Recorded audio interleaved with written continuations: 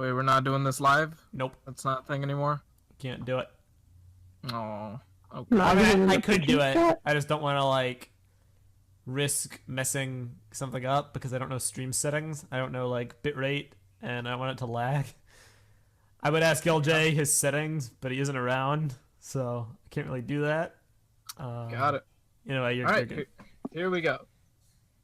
Hello, everybody, and welcome to another episode of the TTV podcast. It's not a podcast, it's a special!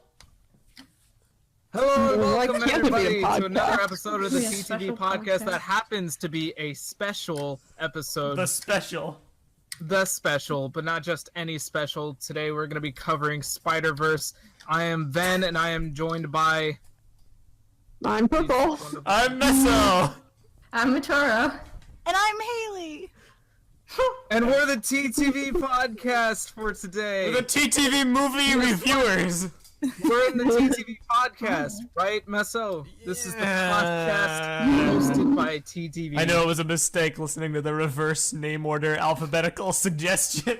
I know I was gonna spell it up in Doom, but I did it anyway. No, okay. Quick disclaimer. We're gonna go full into spoilers as we talk about Spider-Man Into the Spider-Verse, latest animated release by Sony. So if you guys are wondering what the movie's like, and you're wondering if it's worth seeing, I'll tell you right now, it's worth seeing. Meso, do you think it's worth seeing? I think that aside from like Infinity War, no movie I've seen in recent years has been as like worth seeing on principle alone than this movie. Yes. This And movie see it is in a theaters. spectacle. See it in theaters. It is so worth it to see it on the big screen. Oh my god. This movie is actually worth watching in theaters. So if you're not that big a fan of the theater experience, you're someone like LJ, you gotta at least give this one a chance. Like any other movie, sure, you can pass on it, wait till the Blu-ray or get it on Redbox, whatever. But go watch this movie. Go give this one a try because it's definitely worth a try. And if you have a few extra beautiful. bucks, go see it in like 3D or IMAX, or the way that it's structured, it really appeals to that aesthetic. Put on the glasses or seeing on the big screen. Yeah, it's really. I could imagine. I didn't see it in 3D, but I still had a great time. The movie's so pretty. I did see it in 3D. Yeah, it's so great. So anyway, that's the recommendation. Go watch it. It's good. Now we're gonna go ahead and talk about why we think it's good. So if you don't want spoilers, get out of here. You don't want to hear any of it. But Spoiler alert, the animation is cool. And if come you don't back. want spoilers, or you saw the movie already, you just want to splurge with us about it, sure, stick around. So yeah, the movie was great. Before we get full on into it, I also want to say So for our regular listeners, this one is an offline recording because of a bunch of complicated stuff. So if you're wondering what the AKA video, we don't have LJ. essentially, anyone in our group, The glue, I told you so. anyone in our group has the capacity to do live streams, but since his return, LJ's done like almost every one, so no one really has the know-how or the knowledge about stream settings. So this video is just going to be classic slideshow format rather than our usual template. So if you're wondering why it looks different, that's why. And if you're wondering why it may or may not be late, it's because somebody had to edit it this time. Oh boy. I'll I get would it up, offer so- to edit, but my computer is kind No, of dead right I'll do it. It's all right. now. So, like, how is it possible that Sony, in the span of a few months, has put out one of, if not the worst, Spider-Man movie ever, critically, as well as one of the best, if not the best, Spider-Man movies ever, Okay, critically?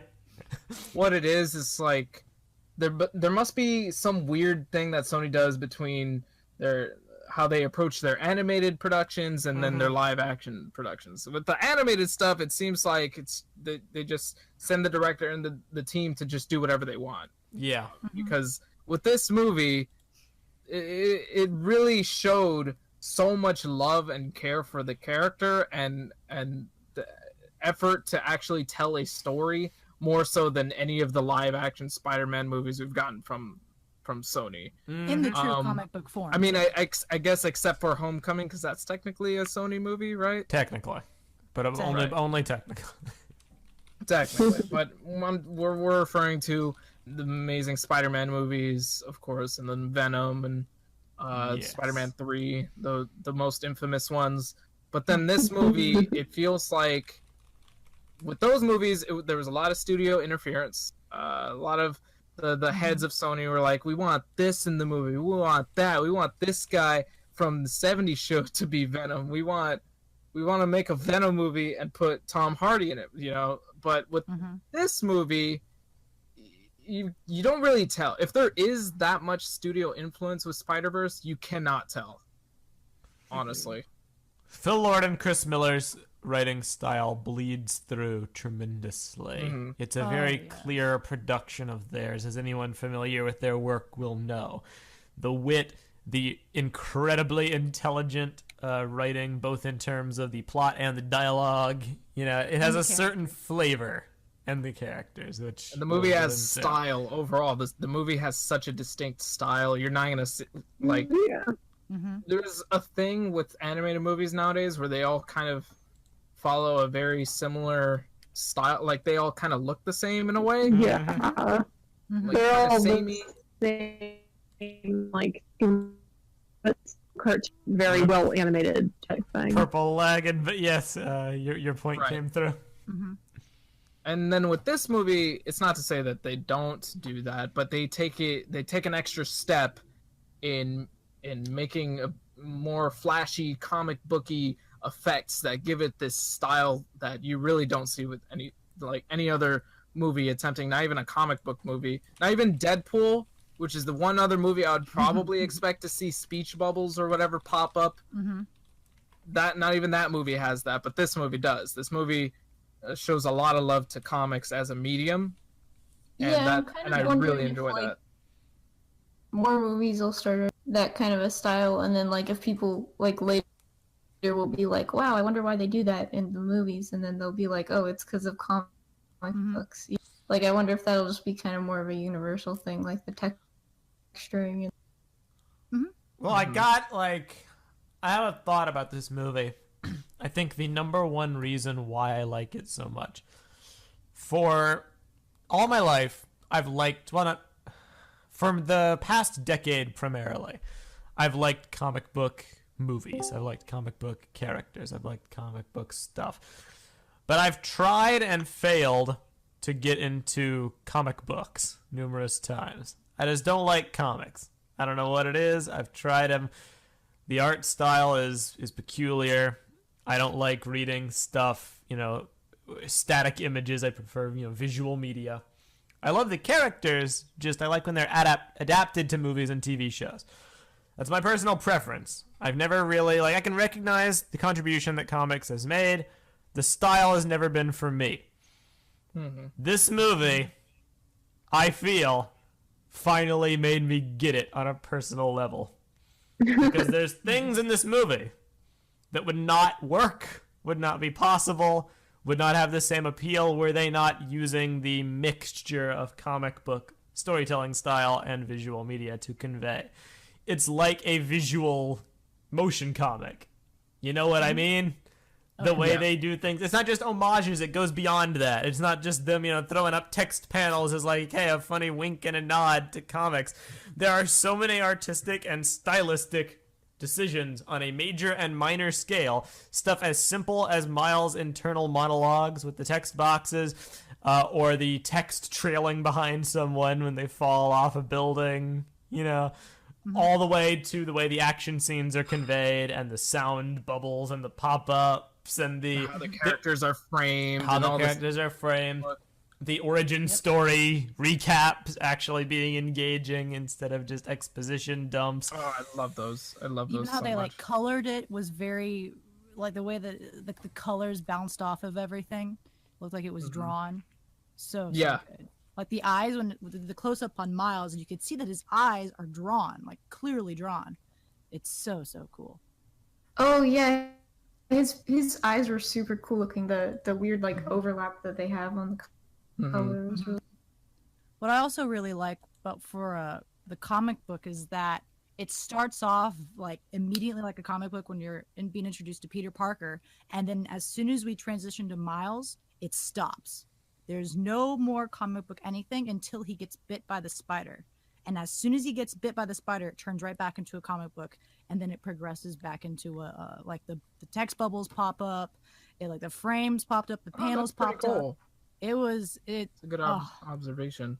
It was so great because he was that's when he joined the universe. That's when he joined the comic book, is when he got bit by the spider. Okay, I love how they did the spider bite. By the way, that's so good. He gets bit by the spider. There's usually this huge montage or all this weird imagery that pops up as soon as somebody it becomes a big deal in the movie. Like, oh god, this is crazy. He got bit by a spider. To Miles, they show like maybe 2 little animations, and then Miles just like slaps the spider off. It's so good, and he has the deadpan look. Move on. Then move on. That's it. And the spider's dead. Yeah. Oh my god. And he wasn't like dizzy, or he wasn't like going crazy when he was getting back to his bed. Yeah, it was just like whatever. Whatever. Like we've seen that. His pants were too big. I think it was very meta that they didn't do anything crazy about that. Yeah. Here, Prpl's lagging on Discord. I'm gonna change the data center 1 second. There might be a blip. Just okay. Prpl, are we any better now? Better? Yes. Oh, I can hear you. I can barely hear you. What? I can barely hear you because you're talking like this. No, I'm kidding. I'm just being mean. Welcome back. No, yes, the spider bite was absolutely phenomenal. And you know, the mark of a good movie, a truly good movie, is that I could sit here for, hours, and I could rattle off every cool, clever, or well done thing in this movie. And at that point, I'm basically just reading a synopsis. I liked every scene in this movie. There was not a bad scene in this movie. There was not a scene that took me out of the movie. There was not a moment where I was like, not to say the animation was perfect. Hayley has some observations on this, how it's kind of janky, but there wasn't a moment where I was like, that was, poorly animated or poorly done, or where they phoned it in. Right. All the characters were good. The plot made sense. Everything worked. Okay, the only other movie I've seen like that has been Infinity War. Before everyone starts hating on me for saying that I didn't like the animation, think it was janky, what he's trying to say is that it's clear. Get into it later. Yeah, it's clear. Sony doesn't have like Pixar animation or DreamWorks animation where it's like amazing. You can see every hair on their head. You can see the pores on their skin. They don't have that. We know that. However, Sony took that crutch of theirs that they can't do that, and they did something completely new, and it's amazing. They put the texture of the comic book to hide the fact that they might not have the technology to be like Pixar or be like DreamWorks. Because so it's kind of like Nintendo, Pixar, yeah, in a way. Like if this movie, let's see, if Disney had bought all of Spider-Man and they wanted to remake this movie, or they wanted to make this movie first, I can guarantee you it would not look anything like what we got from Sony. Oh, I personally think Sony has better animation than Pixar. Oh dang! Matoro versus Hayley, let's go! Come on. Well, I think because it's I think the animation in the Hotel Transylvania is really amazing. It was a really cool way. They adapted TV style animation and more like cartoony animation. I guess what I'm trying to say is I think Sony in the past has been very with their animation and trying to come up with new styles. Yeah. That's fair. Which I respect. Pixar is very, I want to say, real. Like if you see Coco and Incredibles and Cars, where it's just everything looks so real. Yeah, everything's photorealistic. Oh yeah, photorealistic. And then Sony is doing their own thing. They're creating new styles of cartoons, and I mean, like you said with Hotel Transylvania, the way that those characters move and how they're shaped are very unique, and you wouldn't see that from Pixar, and especially from an animated Spider-Man movie. So yeah, the way that they move too, and they're shaped. I wish they hadn't used as much rotoscoping. Like some of the characters had some scenes where they were they used I can't remember the term off the top of my head. Motion capture. They use a little bit of motion. Oh, did they? Yeah. the uncle and Miles, there were a few scenes where they were motion, so that made it a little bit too fluid. And then there's other scenes where they're going for like a comic booky kind of a style, so it's very choppy. So it's like this weird mix of the two. I noticed the choppiness. I didn't notice the motion capture. That's interesting. Yeah, I didn't notice the mocap either. The motion capture is probably when they're just chatting with each other, right? Like the Yeah, exactly. There's like a scene where they're on the couch. The shoulder and I really touch. Yeah. Shoulder. distinctly Hey. remember. Yeah, I think it's that scene. Yeah. Yeah, probably that one. Hey. Interesting. Huh. Such a Oh, good man. movie. It had a lot of heart. It had a Let's say. surprising amount of heart, if I'm being honest. I felt like when I went into it, I knew it was going to be a fun, well-animated, action comic book movie, but I didn't really expect it to have a good story. I was talking to Hayley about it, and I was like, I'm nervous about this story. It's like a standalone universe, and we're immediately going to be introduced to all these different people. How are they going to make us, care about any of them in the runtime that they have? I don't know if they're going to do it. They did it. I cared about every single one. Even, I don't know if I cared about Spider-Ham, but I liked seeing Spider-Ham. He was funny. I cared when the freaking Spider-Mech got destroyed. I was like, oh no, poor Pitty. She's sad. This movie knew how to make you feel. Including the dad. The dad! Kind of like Oh the man, I antagonist. felt so bad for the dad. And then when he saw his brother, I guess this is a spoiler. We're in full spoiler territory. Yeah, when he Aaron saw his brother Davis. and Aaron dead, and he was like, and you're like, oh dang, oh man, and then his like little speech to Miles through the door was really, really touching. Yep, that was a wonderful scene. Yeah, that speech got me.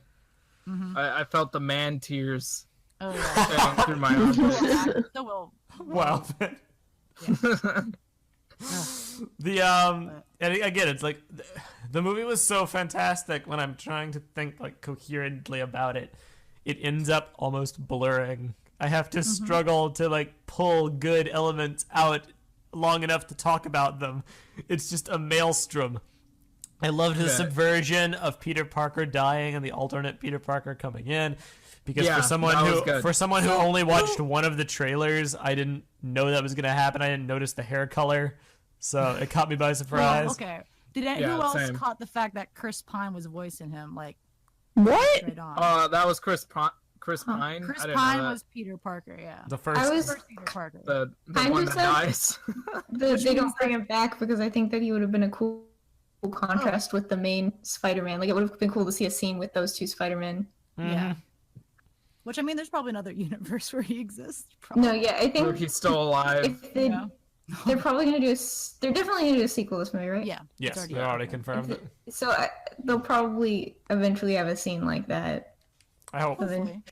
I love to see Chris Pine and. I would love if they do the sequel, which I'm pretty sure they're gonna do. They've already confirmed that it's going to be about a Miles and Gwen love story. Well, I hope they introduce more Spider-Men from the universe. Because, like, when I first heard that they were going to try and adapt they have more Spider-Verse, which is this huge comic book event where basically every single Spider-Man you can think of from any storyline or universe or whatever is coming together to fight this force of spider people eating vampires. It's kind of a lot, really. Yeah, that's what the Spider-Verse comic is about. Thinking But- emoji. This would probably actually. It's a cool comic. Honestly, it's really fun. So when I heard that they were gonna try and adapt it, I was like, "What? They're gonna make the first Miles Morales movie and base it around Spider-Verse that involves like however many spider people. How are they gonna make that? They did because they made the smaller amount, and which is great. Only 5. That's fine.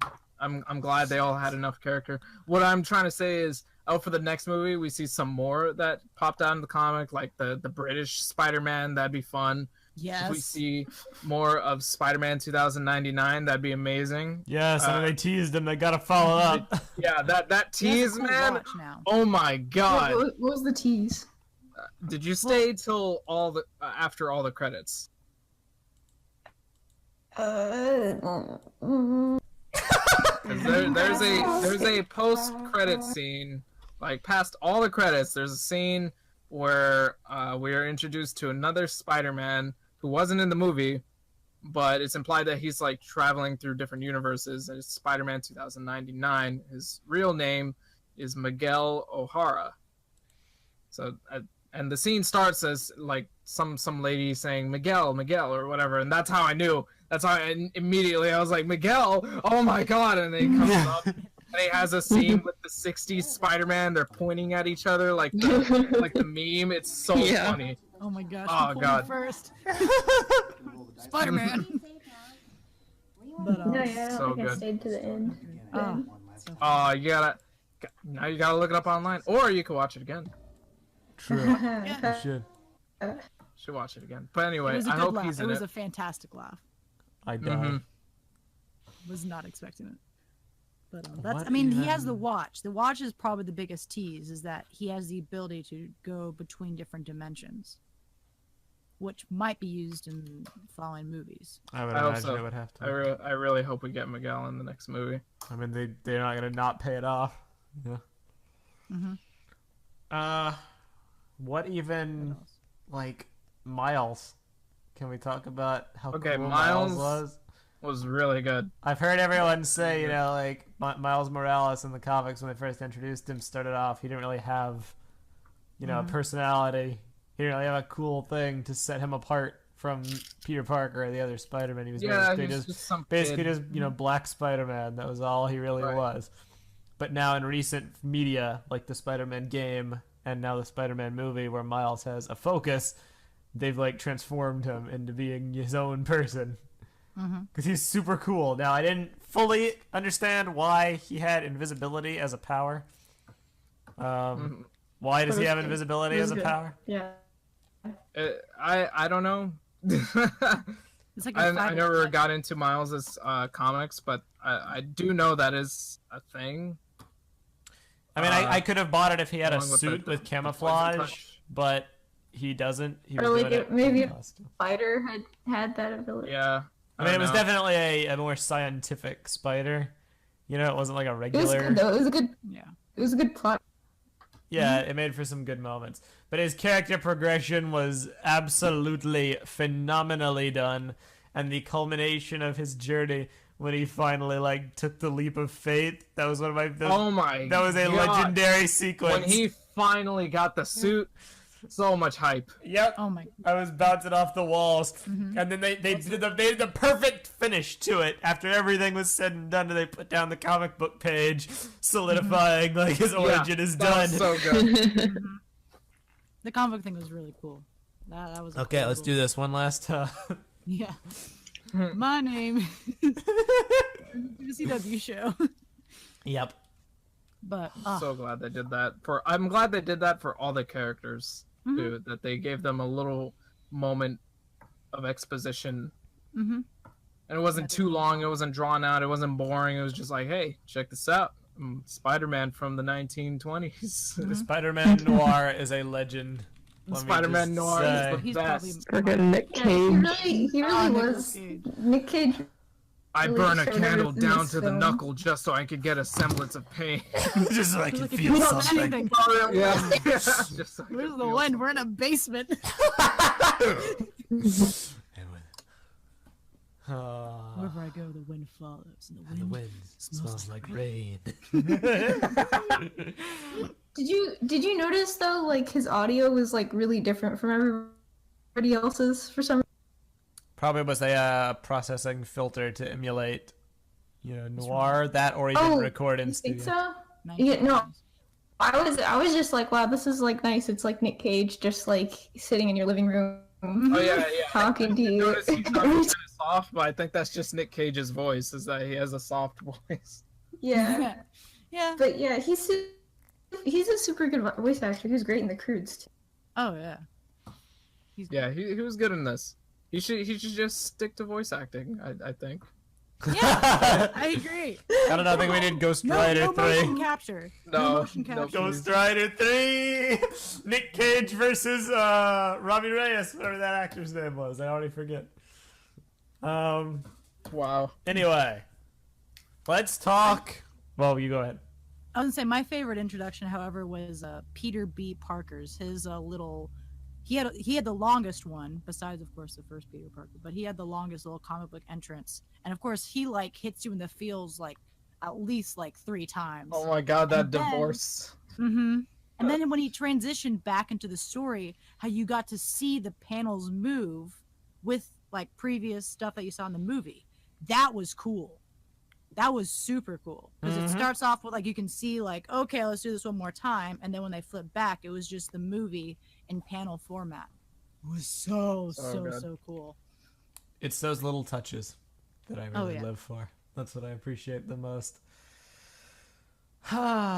Let's About the villains? I want to say something about the villains because they were all very Dude. good. Oh man, the villains. They were all very well handled. I forgot about Prowler being his uncle, even though I knew that, because I remember reading trivia after Homecoming, because Donald Glover was Aaron Davis in Homecoming, and I was like, oh, he's a villain, he's, Miles Morales' uncle, and I was like, oh, that's cool, but I forgot it.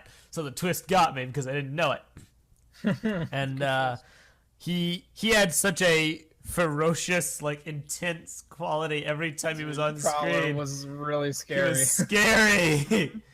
Oh my god. Oh my gosh, the music for Prowler though. Oh yes, especially when Miles discovered the truth. That score was awesome. Okay, so the purple dude is called Prowler, right? Yes. Yeah. Okay, I never like actually caught his name, but he was like the coolest looking character in that Yeah. entire movie. Like, Of oh course my you would say God. that. Of course, just because he's purple. Wow. Was the mask like? Is it intentionally supposed to resemble Deadpool? I don't think so. Because Kinda all like I could Spider-Man. think of him was Deadpool. Purple Deadpool. Yeah, like honestly, and looking at pictures of the character like from the comics, that's even more. Yeah, reinforced. Yeah. Oh, definitely, yeah. Okay, yeah, that straight up looks like I don't Yeah. know. that's not Deadpool Prowler's with design them. has always been kind of weird to me. Mhm. So, but I'm glad that they kind of did it some justice in the movie. Oh, yeah. Even though the Yeah, cape it's is still kind of silly. I love the cape, dude. It's hilariously impractical, but cool. It's super impractical. It was animated well though. Like I like how when he rode off on the bike, it looked like Yeah. a 2D animation just on his back. That was actually kind of cool. Yeah, the timing with him was really good. Like the scenes with him in it were really good. Oh yeah. Good chase Rip. scenes. Kingpin. Kingpin was Kingpin, great. man. I will say, never having great. seen Kingpin in any media besides Daredevil, the TV show, the Netflix show, it was a little off-putting. But I was really surprised to see him in this, especially because like he looks like the Frank Miller Kingpin. So it was like weird. I don't know. I was surprised by his voice just because I'm so used to Vincent D'Onofrio. But I he was did it very surprised well. by his mask. He looked like a giant black hole. Yeah. So Which I good. mean, yeah. Like It there was was so, no so funny, shading like on his suit. all the scenes where he zoomed out though. Like the scene where it's like he's just like you're like what's that object in the distance, and then it's like it's him again. Like it's just and, like him with his family. It's just everything's ridiculous. Vanessa. You know me. I like it though. I liked Kingpin in this. He did remind me of the Netflix one just a bit because of the Vanessa thing. Yes, it was so good. I knew I got that much from it, and I felt enriched having known that knowledge.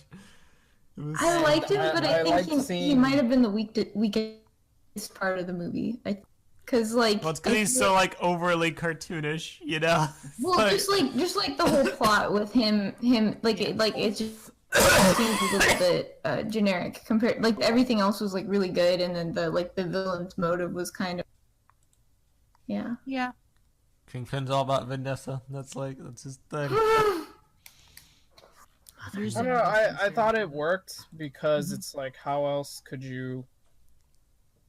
Well, I mean, you could probably think of other ways, but how well could you adapt a story like this where you're trying to introduce multiple universes? And Yeah. No, Like, I just okay. tricked. They Well, they besides didn't they're gonna bother be- explaining too much about that either, which I like because it's supposed to be a comic book movie. Like the whole, oh yeah, this Well, what if guy it is was a crime boss in like- New York, but guess what? He's got a device that can go to other universes and stuff. Well, like I feel like there's a lot of other things that he could be trying to get from other universes, or you could even just scrap him all together and just have like what if it was just Doc Ock trying to get other Doc Ocks from other universes or something and make an army or something like that. That would have been cool if they did elaborate on that a bit more. They went for the human connection rather than the megalomaniacal the evil family plan. connection. And knowing what I know about, Wilson Fisk from the very limited amount I know him, it's entirely believable that the family would be what he would care about the most, rather than any, that makes him- it money, makes him a little power, sympathetic. weapons, army, whatever that is. That is what he is all about. Vanessa is his life. And that's kind of what helped Miles in the very last second to defeat him. Was he said, "You'll never see your family again," and then Miles did like the whole, "I've got my family always." Then he did the "Hey." Yep. So they had that connection. I love it. I absolutely love it. All the other villains didn't really do much. Like Green Goblin was in it for a minute. By the way, what was up with that? You tell me, Vin. What was up with that? Why was he the Green huge? Goblin. Okay, Yeah. so when I saw him pop up on screen, I thought, oh, so they're kind of doing the ultimate Green Goblin, because the ultimate Green Goblin just straight up looks like a big hulking demon thing that shoots fireballs out of his hands instead of like the little pumpkins. Yep, that sounds about right.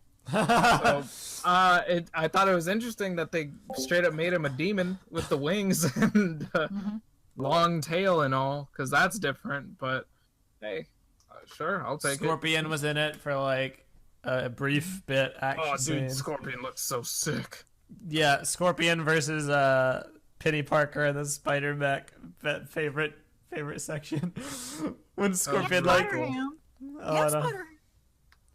Yes. You got a problem with cartoons? So good. And That's all, folks. Doc Ock was interesting. Where is? Oh man, Doc Ock. Where I is didn't female know Doc that. I Ock? didn't expect that. That was a complete surprise to me. And I That love was a total surprise, and it made sense. Is she from like any of the comics? Like female Actually, Doc Ock? I'm not too sure. Let's find out. So Olivia. Because Her but the way that her hair piece looked like the octopus body, it was so well thought out. Yep.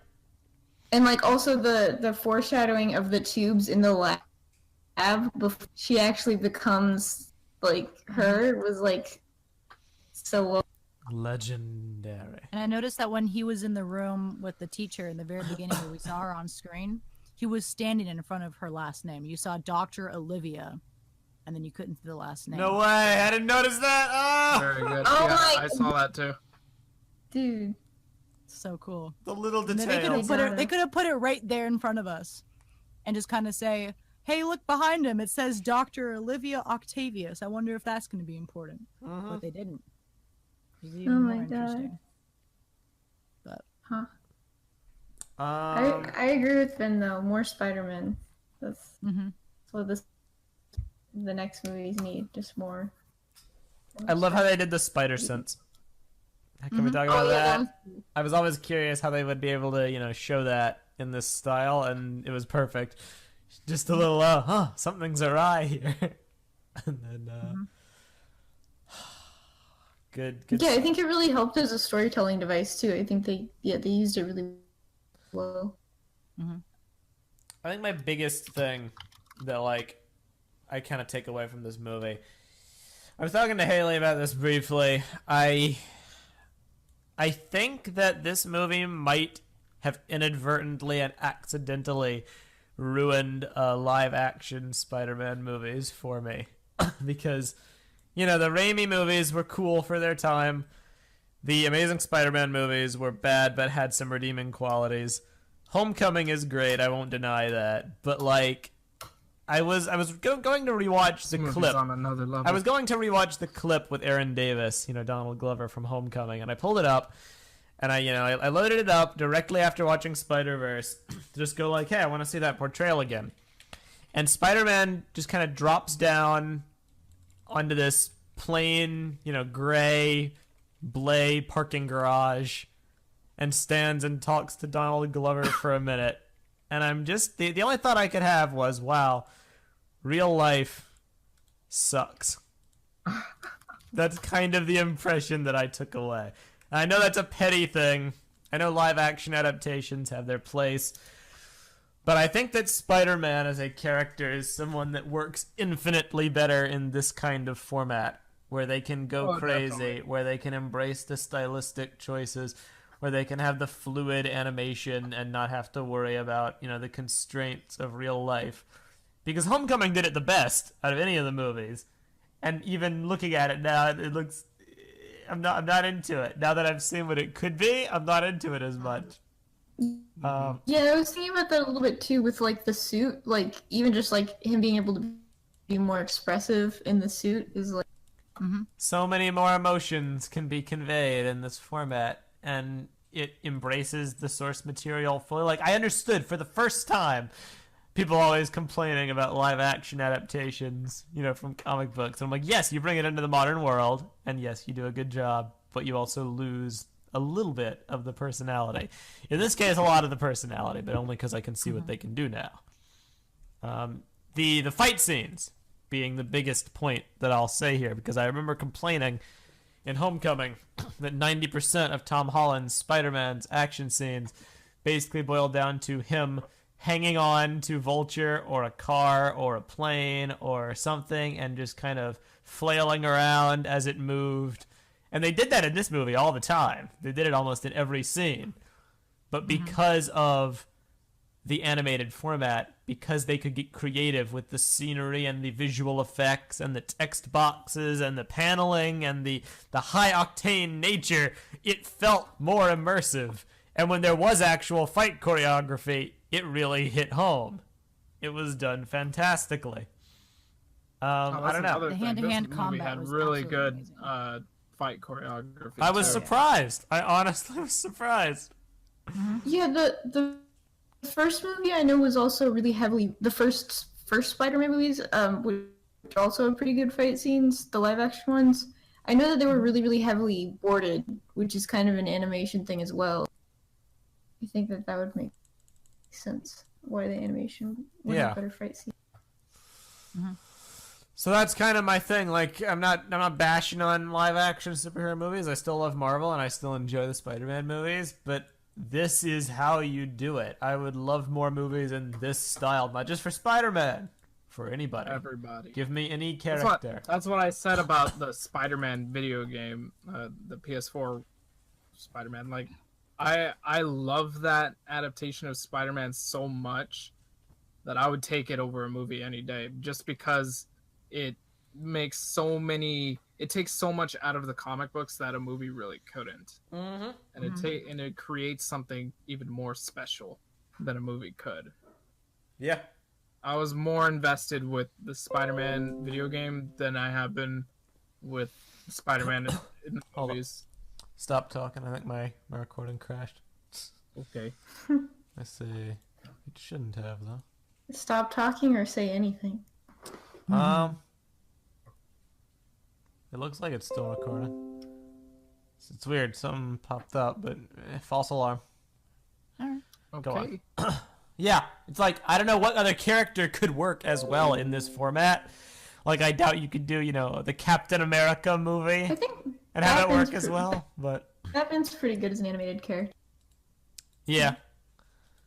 Probably see Deadpool. He's got kind of the same thing, too, with the mask. True. He gets better Batman? expressions. Batman, Yeah. And also, like, when Batman, like, is in the movies, he's kind of got to wear this, like, clunky suit, but then when you do an animation, you can make him really slick and See, they already did Batman that kind to though. The Lego Batman movie. Yeah, Lego Batman movies. That's true. That too. But like also there's been a lot of really good Batman TV shows. Like animated. He's gotten his time. Yeah. It was just, I don't know, like, I'm so torn. I'm scared to go, like, rewatch a Spider-Man movie now. Because I'm just going to bash on it even more than I already did. But like those, they're still I'm like kind of worried about Far From Home.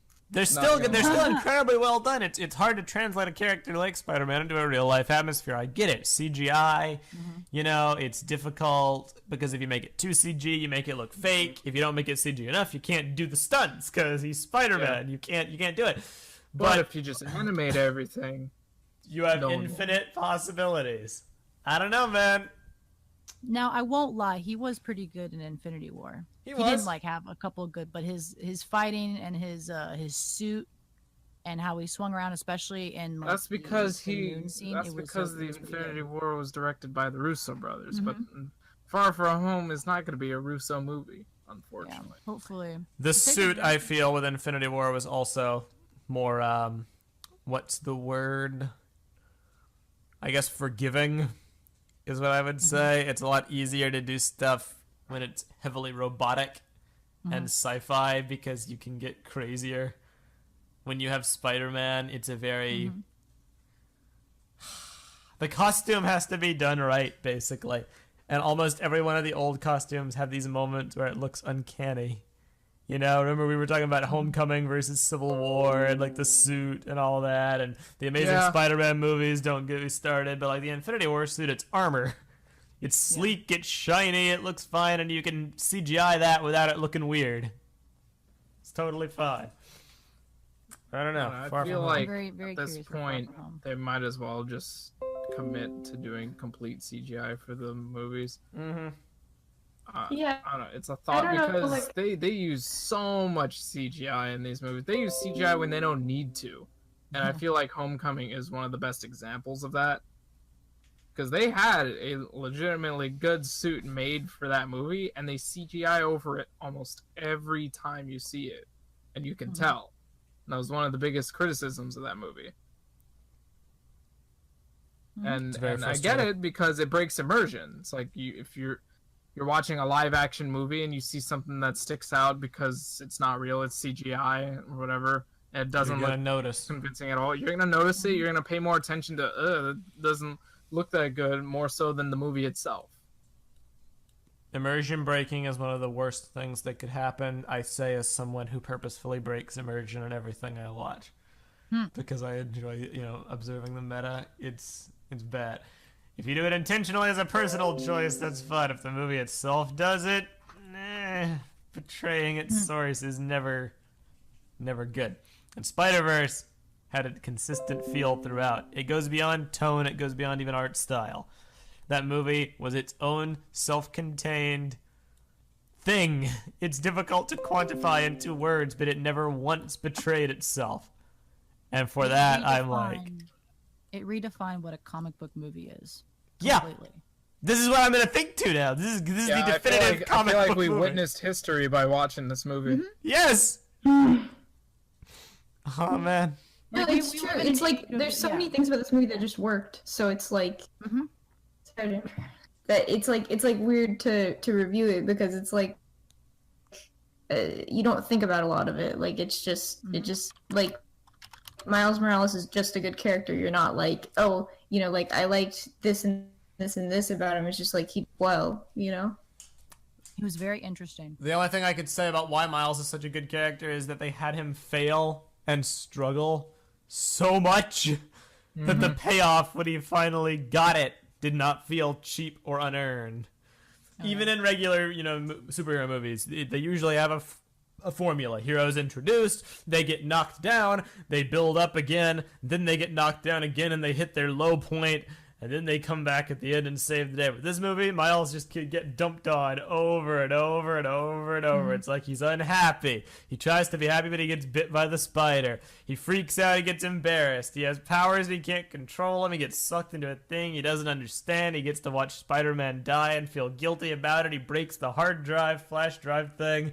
He thinks he's going to get trained, but he doesn't, and he can't control his powers. He fails at everything he does. His friends tell him he can't do it. He has no confidence in himself. Nobody has confidence in him. His uncle dies.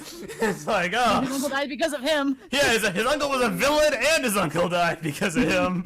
Everything goes wrong for Miles Morales, which is how it's supposed to be for Peter Parker. You know, we've always said that's the Peter Parker character, which is why it was so That's the important. Peter B. Parker character. Everything went wrong. The message of like anybody can be Spider-Man is a really good message. What's up, Ben? I wanted to point out that Aaron Davis, his voice actor, we've seen him in Marvel media before. Go on. He's Cottonmouth. No way! That's awesome! From Luke Cage. That's so good! Is Aaron Davis. Dang. What a legend. Who's You will. The main villain of Luke Cage, the Netflix show. Oh, cool. One of the best He was villains. the villain for the first season. Yes. He Pretty was the funny. main villain. A villain? He's a villain? Yes. He plays a That's different so character in the Netflix shows, but yes, he's a villain. Yeah. I wouldn't think that he would be able to be capable of such a thing. I mean, he's a villain in the movie. Aaron Davis. So. Just likes to be a villain. Yeah, good. Hey. Someone's changing stuff on Dropbox while we record this, and it keeps blooping and blipping, and it's better not make it into the recording. If it does, I'm sorry, audience. I don't know who's doing this. I'm just going to close Dropbox. Yes. Okay, so I think I have found my favorite Aunt May. Oh, She dude, only yeah. had so much, like so Forgot little about screen Aunt time, May. but she was amazing. Her introduction, she's like, "You look tired, Peter," and just her Took you kicking long down enough. the door. And, you might need these, and I said, "Take it outside." It was So legendary. good. Oh, I loved her. Yeah, people said. I love that this Aunt May knew that Peter was Spider-Man. I love that. I like. And helped him Obviously, out. by the point in the movie where she is introduced, everybody knows that Peter's Spider-Man. But I feel like what they're going for is that she already knew. Oh, of course. That's what Oh, it yeah. definitely felt like to me. Yeah. So I thought that was People cool. were Very saying versatile. that they may have based part of her character off someone named Madam Web, but I don't know who that is. Oh man, Madam So- Web. Yeah, there are a lot of allusions to her in this movie. Okay, cool. Madam Web is essentially the Spider Person guru. She used to pop up a lot in the '90s Spider-Man show. I remember, and she used to communicate with Peter Parker a lot. I forget exactly what her role was. I think it was somewhat mentor him. I don't know. I could be wrong. Did she make tech? No, that was- she was. I don't think so, but she was very like mystical. Like, and her most my most recent memory of her is in the Spider-Man Shattered Dimensions game, where she communicates between 4 different Spider-Men from different dimensions. All right. And she like gets them all to work together to fix interdimensional chaos, basically. Fair enough. All right. Because yeah, I saw a few people saying they blended elements of her into Aunt May, but I didn't Yeah, know whether that was would true that would or make not. sense. I could see that. I think she was actually in the Spider-Verse comic too. I think Fair she enough. was kind of like All right. that. She's, if I remember correctly, she's usually the one that brings the Spider people together. So that's probably what it is. Yeah, she was awesome. And her helping Miles, get his suit for the first time. That was so good. So satisfying. I liked older Peter a lot. Yes. Peter B. Parker, yeah. He was So funny. He reminded me of like the best way I can describe the voice acting. It was like T.J. Miller, Yeah, if he could, but better. Like if he Yeah. could actually act well. That's no, I would say no offense, but like he has a certain style of like not really emoting. Yeah, I His wasn't voice sure sounded how I was gonna similar, feel about but with this. emotion. Yeah, I wasn't sure how to feel at first about this voice actor for Peter, but I don't know. I was sold on won it over pretty by the quickly. halfway mark. It was Yeah. wonderful. And Like I was sold when he told his backstory. I was like, okay, I get it. I understand this version of Spider-Man. This is great. He had a very good collective way that he spoke, and then when he was like an intense moment and he was like freaking out over Miles, he did a good job there too. Like I think this- it's funny because he's a good father to Miles. Yeah, times. he's a good father figure. And he I wouldn't also even like realize that he maybe his struggles father too. Peter. Like Oh, yeah. it makes him relatable to Miles. I think if there's anything I learned this year about Spider-Man, about how I feel about Spider-Man, is that I love adult struggling Peter Parker that is almost homeless. Like I think bankrupt Peter Parker is the best Peter Parker ever. The sweatpants, so funny. The sweatpants, the Spider-Man PS4 Peter Parker that actually like struggles and with bills and stuff. I love that Peter. I love that Peter so much. I want to see more of this. Well, I think it's because we've been so the exposed mainstream. in the movies to, school age Peter Parker, because I'm that's so how it's done with high supposed to school start. But what happens is no one ever sees it through to the end. No one ever ages up the character naturally. Everything gets canceled or stops before he gets to that point, or rebooted, so we never get to see the evolution. The first Spider-Man, kind of, with pizza delivery and stuff. Like, he wasn't in school in Spider-Man 3. He was working, but it wasn't the focus. He may as well have been. He's still angsty teen Spider-Man. Yeah, essentially. The angst overrode He everything. wasn't sad old Spider-Man. And in Amazing Spider-Man, they tried, because they had him graduate at the beginning of Amazing Spider-Man 2, but again, it was all angst. It was all, reconnect with my childhood friend. It was all, Gwen Stacy, etc. There was no sense of the evolution of the character. Real adult Peter Parker. Adult Peter Parker is the most humble, chill dude. And, oh man, I really wish we got more of him. But I have faith Tom Holland can grow into it if they allow the franchise to go on that long. Sony will probably snipe the rights back. Far From Home is the last movie they agreed for him to be in the contract. They have to renegotiate now. Yeah, Disney's about to And go considering buy how Sony. Sony has made 2 back-to-back Spider-Man movies that are massively financially successful, let's just say I'm a little skeptical. Okay, now that you say that, Sony, please stick to just doing animated movies. Please. I mean, we're going to get Venom 2, but please, more animated movies. I know, it's too late. We're going to get Venom 2 because so many people went and bought the ticket to go see that stupid movie. But, it's crazy. They made such a terrible movie. When's And that then- gonna happen? I really hope Spider-Verse makes more money than Venom. I know it's not going to happen. It won't. I know it's not going to Really? happen. Are you sure? I feel like it could make a lot of I money, feel like it- especially because I feel it's like like it a could. family movie. I know it could, but Like, people are gonna take their kids to Spider-Verse. Venom has that edgy appeal. Everyone thinks they're going to go see a cool Venom movie. Well, okay, well, what I about know, also, that's what about bothers also, me like, about word that of movie mouth so and much. It's so misleading. Going multiple times. yeah, I don't I don't know, I we'll think- see. You could do it potentially. Let's compare opening weekends. I'm going to do it right now while you guys talk. 35 point something million for Spider-Verse. I know that. Yeah, like, I wouldn't mind it if they made, after this, if they made a Venom movie, a Venom animated movie.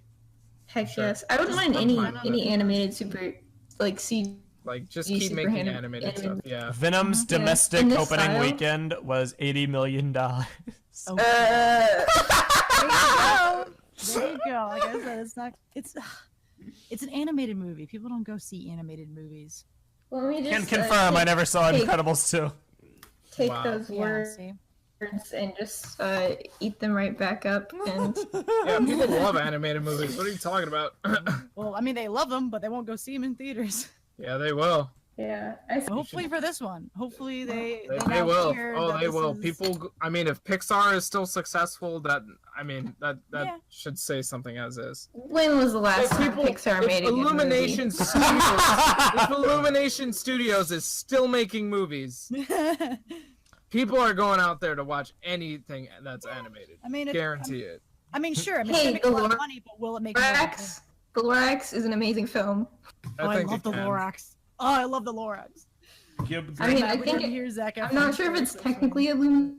Illumination, but it's the same. Illumination. It It was Illumination before. Illumination, if you ever hear Yeah. me, please make Grinch 2 his struggles with other holidays. I think that would be a wonderful, non-offensive sequel Yeah. path that would truly make And then everyone maybe happy. We've never they could seen have they could have Valentine's they could have a Jack cameo, like Nightmare Before Christmas cameo in the Grinch. Oh my god. You can put leap in there too, or hop. Okay, we're done. So this is a legendary movie. If they could get the guy from the Russian Santa and the Australian We're getting a sequel to that. Easter Bunny. Oh, Rise of the Guardians. That was a great movie. A sequel to Rise of the Guardians. I'm so happy. No. Me It's in too. the works. It's in the works. I'm so happy that movie. I'm deserves very it. excited about that. But anyway, back to Spider-Verse. Yeah, That's such a Spider-Verse. random movie to make us. Yeah. I hope it makes more money than Venom. I really, really hope it does. I hope Venom 2 fails It won't. a lot. Watch Venom 2 be an actually good No. movie. I don't care. It's too late. We're gonna have freaking, what's his face? Haymitch from Hunger Games in a stupid red wig. I don't know. playing Carnage. I feel like Woody Harrelson. I feel like now that people have gone to see Venom and they know how terrible it is, that they won't give the second one a chance. You'd be surprised. I see a lot of like Venom defenders on the internet, like, I do it's just too, a and good, it's it is a stupid. fine movie. All you MCU people, you just want your Avengers. I know. You know, People keep I saying feel like, like- "Oh, it's because you guys are MCU fanboys." It's like, I can easily make an argument on why the Venom movie is bad without even mentioning MCU. Yeah. I feel like there's Easily. a lot of other examples of movies where people kept going back, but the original Star Wars prequels, I feel like everybody that saw the Star Wars prequels when they came out were like, these are awful, but then they made a ton of money off those. So I don't know. I think of Venom 2. Well, it's because what happened with the Star Wars prequels, everyone saw the first one, they were like, oh, this sucks, but then they released the trailer for the second one, and they were like, oh, they look like there's getting better. stormtroopers. Is that Boba Fett? Is that a bunch of lightsaber battles? Yoda's in it. It's like, oh, they're learning from their mistakes. They're bringing back the old stuff, and that one is arguably even worse. Some people think it's worse. I don't really, Attack of the Clones was definitely better it's than. a CGI fest, but it is a better movie. And then with the third one, they advertised it very heavily on Darth Vader. It's like they progressively were just like, okay, this movie sucked, but here's more of what you want. The next one has more of what you want. Venom's gonna be the exact same way. Venom sucked, but here's Carnage. Everybody likes Carnage, right? You want to see big screen Carnage? Want to see symbiote? Can't wait for all the bandwagoners to be like, "Oh, dude, Carnage is gonna be so sick." I mean, all they have to do is stick Spider-Man into it. That's what I was thinking Venom too. versus Spider-Man. I was thinking they can just have a Spider-Man cameo and they can be like, but Spider-Man's in it. I mean, I thought that was what they were going to do at first. I'm amazed that they had the restraint. I thought they were going to have Tom Holland be in the movie as a cameo and have it be a soft connection. I'm very glad they didn't go that route. Now, we need to remember that there's a Kraven the Hunter movie in the works. And that's a villain, a Spider-Man villain, for those who don't know. And the writer, and this is a Sony movie too, the writer has already teased a Spider-Man appearance in that movie, and this is going to be a live-action movie. He said, I'm just starting writing it. It's an interesting world, a great character. It's going to adhere very closely to the lore of Kraven, and he is going to come face-to-face with Spider-Man. So... The lore of Kraven. Shut up. He comes face to face with Spider-Man. Lore Spider-Man of doesn't say Kraven. anything. Yeah, exactly. I don't know. The lore. Nobody cares about Kraven. Nobody cares about Morbius. People only kind of care about Venom because of 90s nostalgia, and that's it. I hate. All right. Anyway, so Spider-Verse. Yeah. The lore of Kraven. No, yes, it was a wonderful movie. I mean, I can just rattle some more stuff off that we haven't talked about yet. Spider-Gwen, Spider-Woman, Ghost Spider, whatever her actual designation is. So Spider-Man cool. was great. So awesome. I love the haircut. The moment that it happened, that was hilarious. What was that? She was awesome. She was great. Anime Penny Parker, great. The differentiating styles, would watch whole movie. Very good. Reminded me of Big Hero 6, just in terms of how the shading was done and the robot. I kind of liked her style better than the style of a lot of the other main characters because I thought they were kind of odd. Yeah. I I don't know, like it felt like maybe something more like a Leica style would have fit this movie better than the Disney style they went with for the character. I don't know. I'm good with either. I like the I mean, if style. they wanted to go more towards comics, it would be a little more realistic looking. But I don't know. It was very functional for the movie. Like they definitely like were good characters for acting. In No, I gotta say one thing. I don't know about you guys' theaters. When I walked into my theater, I noticed there was a little white piece of paper stapled on the concession stand. And it had a Spider-Man logo on it. And I was like, what's this? Is the movie sold out or something? So I went up close and I examined it. And it was like, Spider-Man Into the Spider-Verse may contain, scenes of flashes and bright lights. Anyone with epilepsy should probably avoid this movie. And I was like, oh, fair enough. There's probably one or two scenes. Good on them for putting a warning, even though it's kind of obscure, placed in like a weird place. I barely saw it. Good for them.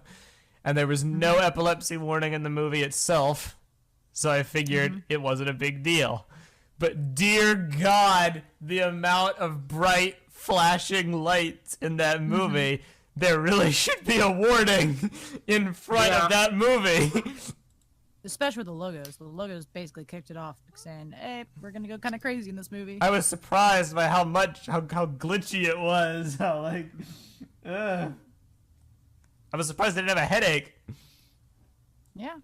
When the logos came on, I was like, did I buy a 3D movie? So I opened up my phone, turned it back on, and looked at where I bought the ticket. I was like, did I buy 3D accidentally? Okay, yeah, I thought we got it into a 3D movie too for a second, because they do this weird like overlap effect on some of the images in the movie. So it was just like, oh no, that's it's just that's just how they did their depth of field, which is really cool. It wasn't like blurry. It was literally like separated, which was super cool.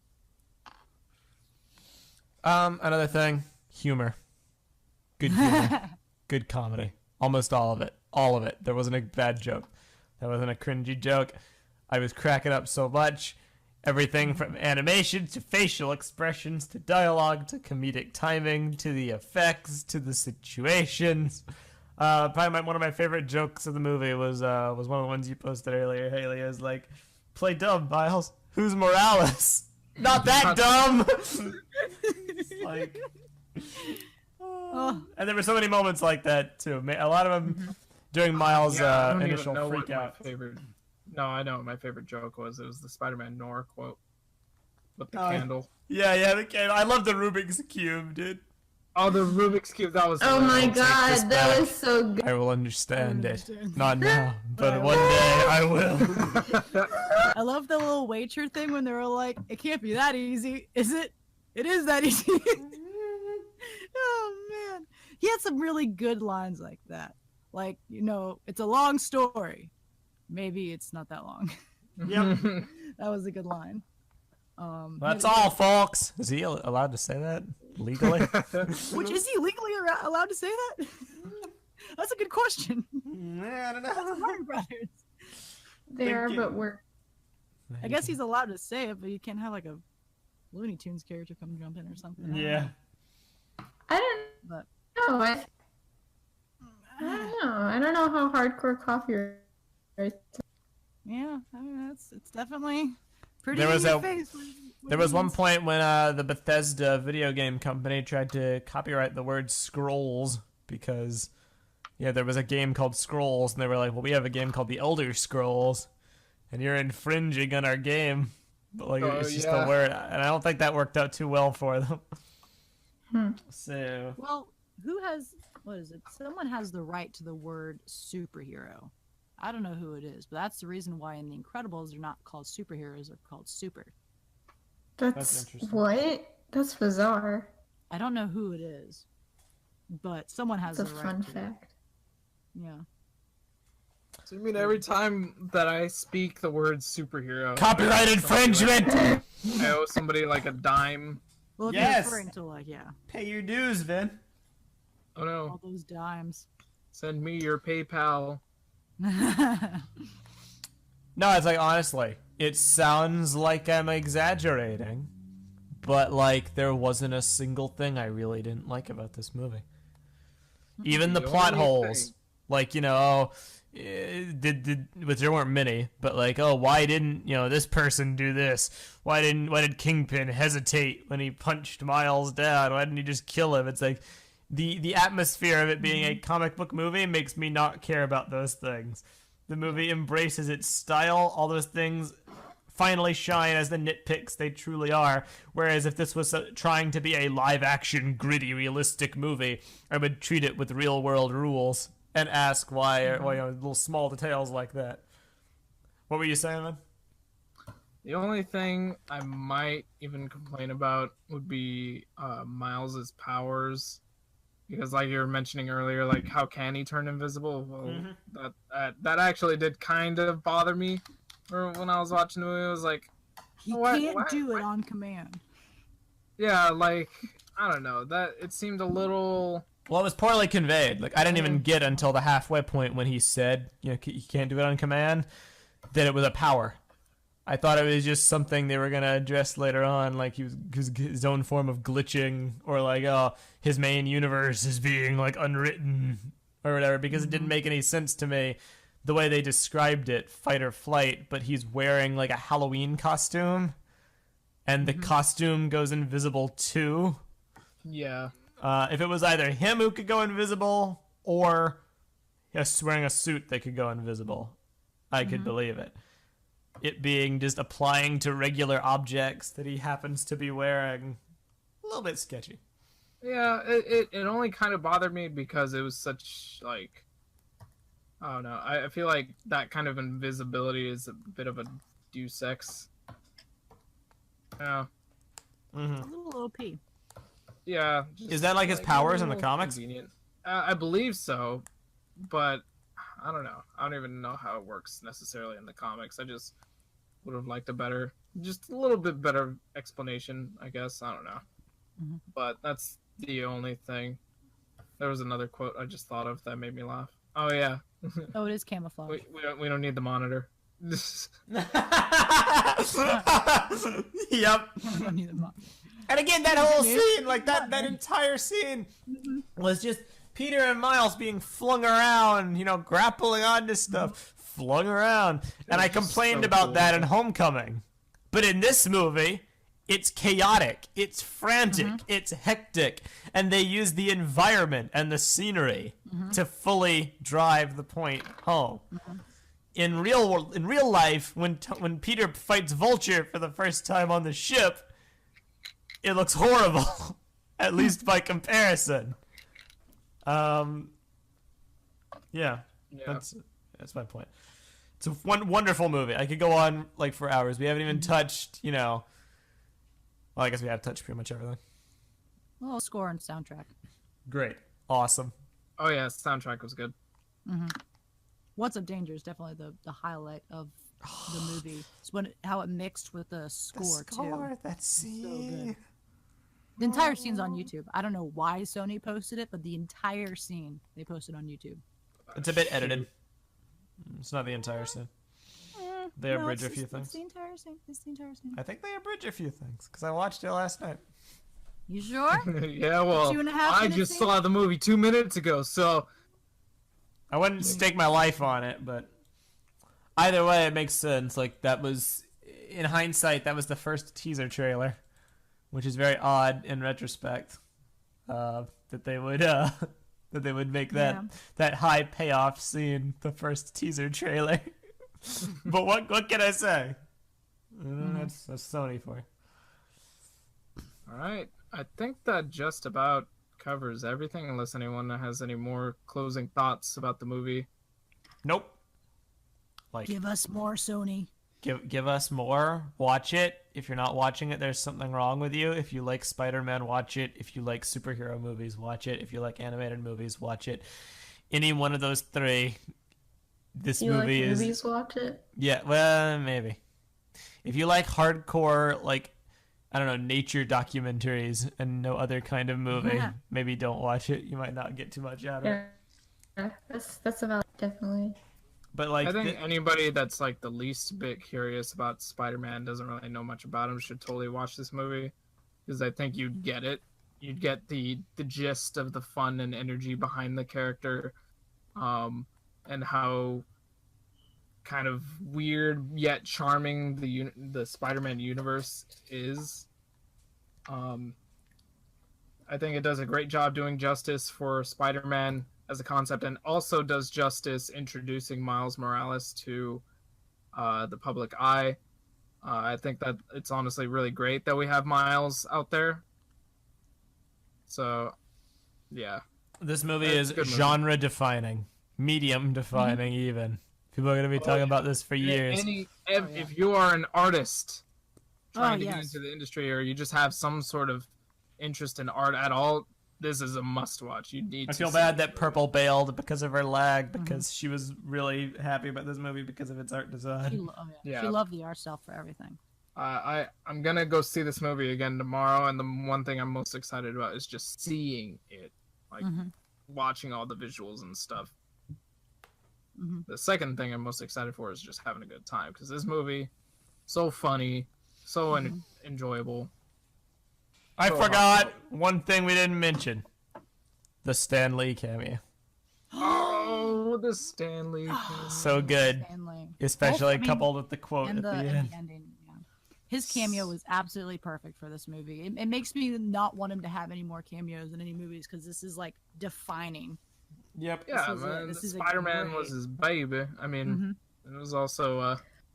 And what he had to say. Okay, I have to say though, I was kind of mad that they put his name before Steve Ditko's Ditko. name. Yeah, I kind of felt like he should have gotten at least he should have at least been. Top billing. No, I'm glad that they mentioned Steve Ditko at all. I Yeah, feel it's good that they people mentioned need him, to like, at talk all. about him more. Oh, it was wonderful. This movie Anyway, was yeah. an absolute treat. So I, one last thing though. Mm-hmm. Where does this rank in Spider-Man movies? Oh, that's funny. Spider-Man? That's funny. You're. Spider-Man movie. To me, anything else can even come close. You know, Homecoming didn't I loved Homecoming when it came out. Even then, I couldn't say that I liked it better than Spider-Man 2. Spider-Man 2, up until this point, has been my most favorite Spider-Man movie, bar none. But this Okay, well, we're movie, talking Doc Ock, original Spider-Man, Spider-Man 2. yes. Yes. Okay. Not Amazing Spider-Man 2. Yeah. I don't know. I think that's the best. It's not even a movie. I think that this is on par with the original Spider-Man series, but it's just going for a different. I think this feel. movie is the best Spider-Man movie, personally. I think it beats Spider-Man 2 in terms of just of adapting the character and the world and presenting it and doing it justice and having all the like comic book references and stuff. This is the best. I mean, it isn't even a contest for me. Like, I admittedly have a different point of view than most people, not being a hardcore comic fan. But I mean, it's on an entirely different spectrum of quality. It isn't even the same like rating. This movie is in its own bracket, and then the other movies do their own thing. Because Yeah, honestly, it's like on another level. I recognize feel like Spider-Man trying to 2. compare it to the other movies is unfair. I recognize Spider-Man 2 was good. I know everyone You can see loved it it. from where you placed Spider-Verse. Pretty much. It's over there. I like Spider-Man 2, especially for the time period it came out. I understand why it's so Yeah. culturally significant. I don't like the movie. I think it's dated. I think Tobey Maguire sucks. I think it's really it's really not that great to me. And the other two Spider-Man movies, Spider-Man 1 and 3, are worse. Spider-Man 1 is hilariously corny and cheesy and campy. It is not aged well. And Spider-Man 1 makes me so angry when I watch it, because it's like, why did you just go to the spider place and then you get bit by the spider? Green Goblin, flying around looking like a Power Rangers villain. It's like it does not age well. And Spider-Man 3, we all know about that. We don't need to beat that down. The Amazing Spider-Man movies are also horrendous. They're a tonal mess. They crammed way too much stuff in them. They were only saved by the actors. That was their only redeeming quality, which I feel is a contrast. Because the first Spider-Man movies, I think, were better stories. It's just acting isn't good. I don't like Tobey Maguire. I don't like Mary Jane. I don't like anyone. The other Spider-Man movies, Amazing Spider-Man, the stories are worse, but the actors are better. So like it balances. And then Homecoming is like, great. I fully recognize that movie's incredible. There were a few things in it that really prevented me from loving it, like the magic belt. I say jokingly. Don't worry, that's not the actual reason. Shut up. Hate you. But I think that one definitely came the closest to getting it right. This movie, though. Dang, this movie. If there ever was a movie that would get like a perfect score from me, it would be this movie. Nice. There are flaws, yes. Nothing is truly perfect. But the flaws are not enough to drag down the experience to a point where I could even consider them legitimate negatives. They're just nitpicks. Marvel, Watch this DC, movie. Take notes. Well said. This movie did it right. Okay. Goodness, Well, Sony. The only movie that maybe is better is Batman vs. Superman. Maybe. shut up. What All about- right. Thank you guys for watching Like a Batman. and listening. Also. Be sure to check out our Patreon if you like listening to podcasts like this. You want to see more, or you want to see more other types of videos come from us. Donations are definitely appreciated so we can keep up the productions. We do podcasts every week, right, Meso? We still do them every week, right? Mostly, unless we miss a day. This week we're doing 2 a week. Woo! Sometimes I do 2 a week. And if you guys subscribe as a patron, you get to join our live studio audience that we usually have whenever LJ's around to record the podcast. But I'll learn how to do it for next time. Don't worry. Why all couldn't he that- be on this week? He's like, he has a friend over, and he's also coming down with a crippling illness, which always happens to LJ after he Now he's travels. gonna get his friend sick, and then his No, his friend got him sick. friend sick. Oh, nice. It always happens without fail. Every time LJ travels, he comes back and gets sick right around when he needs to do reviews, and it always screws him over. Always. It's perfect. Poor guy. Oh, the message boards. Check out the message boards. Haley hums in the distance. channel.com. Woo. And that's about it. Come on, Haley, sing us out. I didn't say the words, but All right. Thank you guys for watching. I'm Ben. I'm Meso. You out, Matoro? What? Yeah. Reverse name order, remember? I'm Ben. Yeah, I'm Meso. isn't it? Yeah, I'm a Toro. and I'm Haley. Yeah. And Prpl died halfway through the recording. Aw. Rip. Rip Oh, Prpl. see you guys next time. Farewell. Watch this Bye. movie. Go see this movie, please. Yes, please. Buy this movie. Buy this Buy movie. it twice. Give this movie Donate. money. Yes. Buy your whole family this movie. Buy the merch. Buy all the merch. Buy the action figures. Buy it on DVD and Blu-ray and digital. Get all Buy the a new DVD player Spider-Man with Lego this sets. thing on it so you can... Yeah. All right. Ending.